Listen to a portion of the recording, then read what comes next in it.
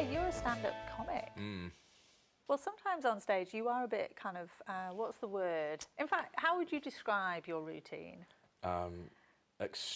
Extremely excellent. Yeah, and? I don't know. I know what you're trying to say. Excellent. I know what you're trying to say.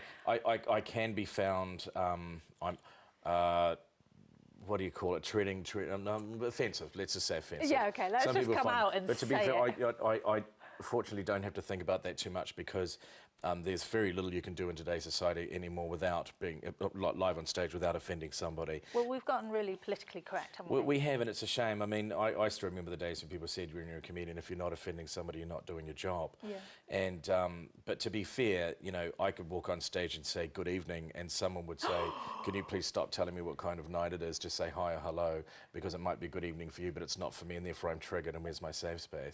You know, and it's becoming that ridiculous.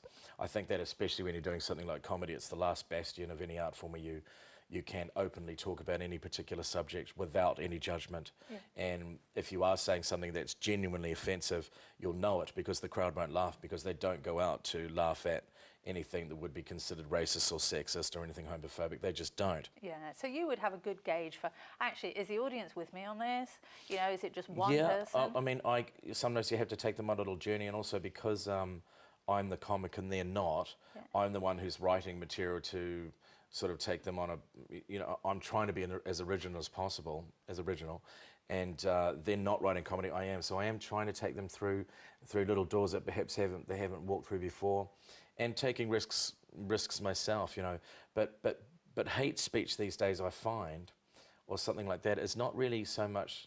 It's simply just that another person has another opinion and you hate it. Yeah. That's what I find hate speech has become. You obviously have a lot to say to the world. Do you think that's important? Not being particularly funny, am I? But it's important because I actually make jokes about this, well, listen, to make people aware of it. And this isn't a stand-up comedy routine. No. Because obviously we could go and see you, know, we could go and see you do comedy. And what we really wanted to do is to talk to the man behind the comic. Sure. But listen, you know, when you're doing comedy, is it important, do you think, to be any good? Do you have to have a lot of strong opinions? I think I've become that as I've got old, because that's just particularly become what I've been interested in. Yeah. I don't know. It's been a part of what I do. It's not all of what I do. For example, this year's show's a lot about Donald Trump, and I find it's not even for or against. It's just about Donald Trump. It's just topical. And I'm doing a little bit about Kim Jong-un, because I couldn't help but have this little thought in my head that Kim Jong-un is actually the Max Key of North Korea, because they're both, you know, sons of evil dictators. And anyone gone down that route with it, fingers crossed it'll work and no one from the national government will come. And listen, lifestyle-wise, like, what do you do to keep sharp? Well, I have a new PlayStation game, and there's this new game. It's called Battlefield 1.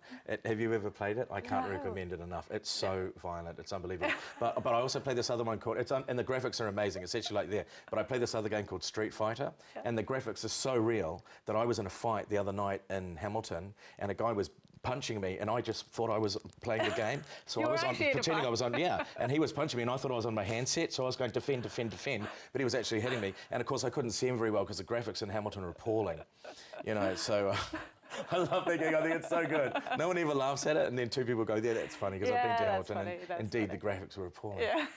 That was quite a good lesson in comedy. I was just going to pick that up. There is a good lesson in comedy there. And actually, I think it's a lot more complicated than it looks. I mean, it looks very kind of off the cuff, like, oh, I just came up with this stuff instantly. As soon as I see somebody who looks like they're really off the cuff, I know that they're doing material, and it just looks as if they're doing it off the cuff, and they're probably very experienced. Yeah, but it's a big risk being on stage. Have you ever, like, bombed? Of course. Absolutely. Not recently. Not like a real bomb, not for a long time. Just a but I've had some tough times. A mini bomb. A bombette. Well, if you buy a Vespa, you're going to come off at some stage. That's a guarantee. Yeah. If you know, even the best cricket players in the world, Sachin Tendulkar gets bowled for naught, but he's still the best batsman in the world.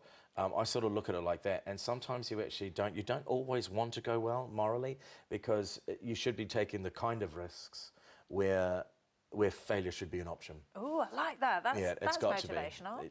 You should be saying things that people go, wow, I don't know if I should at all be going along with this, and then the risk would be losing them and then getting them back going, I understand what he's saying, this is actually very funny, because sometimes that happens a lot. Yeah. I love what you're saying about risk. You should be a motivational speaker. Right. An offensive one, but... Someone's told me that, actually. Speechless. He went speechless did you see? People have said that, and I just would find it slightly ironic that somebody who's led the life that I have would suddenly be in a position to motivate. Yeah. There'd be people going, him, a motivator? I see him on his bike every day without a helmet on Pontypridd Road. Well, you're a man of the people, that's what it is. Can I just tell you a quick story? Tell me a quick story. Real quick, because I can see someone going, Yeah, I just ignore them, it's really cool. I got pulled over on my bike without a helmet. And then this policeman came up and he said, Brendhan, you need to go home, and because he knew who I was, if somebody'd seen me in a show, and he went, I'm just going to say this, you need to go home and ask yourself some very serious questions. And then I'm going to ring you on your mobile, which I've got, which you've just given me, and I'm going to ask you what you asked and what the answers were. Have you ever had anything like that? This policeman, and he rang me and he said, right, Brendhan, you didn't wear a helmet, this is your phone call. What questions did you ask? And I said, well, you wanted serious questions, so my first question was, have astronauts even been on the moon? And who is the best batsman in the world? Is it Kane Williamson, or is it Joe Root, or is it, the Indian guy? He's very good. And the other one was, what would I want to be out of a policeman and a fireman? And he said, Brendhan, do you realise what they all have in common? And I said, no. And he said, they all wear helmets. So that is the weakest gag ever. That is the weakest gag ever, and I know that. But sometimes you can't always take. That's not a risky gag. That's this nice little helmet gag, and the children love it, and it's a family thing. That's nice. A joke you could do on 6:30 on television. And 75-year-olds going, no, they do all wear helmets, and kids going, he said helmet, and then you've got that broad demographic, and it's just great. Hey, thanks for joining us on the sofa. Thanks for having me on the show.